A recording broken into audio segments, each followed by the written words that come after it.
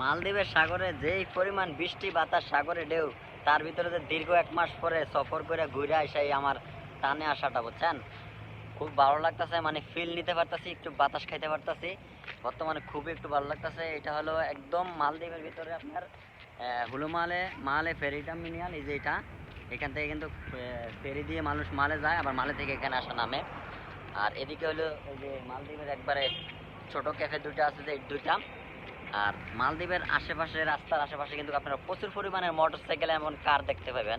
এদেশের মানুষের কিছু থাকুক আর না থাকুক, একটা আইফোন আর একটা মোটরসাইকেল তাদের থাকবেই। তো যাই হোক, অনেকদিন পরে কিন্তু টানে উঠে আমার কিন্তু অনেক ফিল নিতে পারতাছি, অনেক বাতাস, হাওয়া বাতাস, গাছগাছালি দেখা। আর মানে একটু খুব অসাধারণ একটা ফিল হইতেছে। আমি যদি এদিকটা একটু দেখাই, যে দেখেন। আসসালামু আলাইকুম, সবাই ভালো থাকবেন, সুস্থ থাকবেন। দেখা হবে আবার আপনাদের সাথে নতুন কোনো ভিডিওতে।